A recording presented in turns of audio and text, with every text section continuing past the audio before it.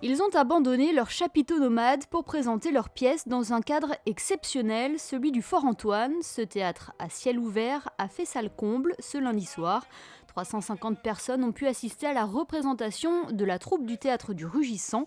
Dans l'œil du Judas est une histoire qui traite de la rumeur et du racisme ordinaire.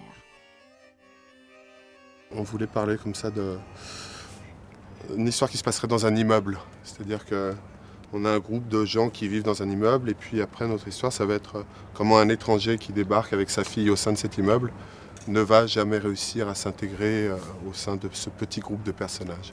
La troupe est composée de 11 personnes, dont 5 manipulateurs, car comme vous avez pu le voir, Dans l'œil du Judas est un spectacle de marionnettes.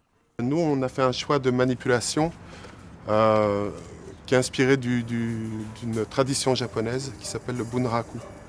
C'est une tradition où le manipulateur n'est pas caché. Et si vous voulez, donc finalement, on a dans notre spectacle, ce qu'on a essayé de faire, c'est d'avoir comme ça une double vision. C'est-à-dire que l'idée, c'est quand même de focaliser sur les marionnettes, mais les manipulateurs ne sont pas du tout dissimulés. Et pour quelqu'un qui s'intéresse comme ça au travail de l'acteur, il peut regarder un peu comment travaillent les manipulateurs derrière. Et finalement, on assiste à un véritable ballet derrière. Voilà, parce qu'ils n'arrêtent pas de circuler d'un étage à l'autre et ça galope. 2 musiciens rythment la mise en scène de cette représentation. Comme avec une musique de film, ils viennent agrémenter la narration de l'histoire de ce vieux Giacomo, personnage principal de cette pièce.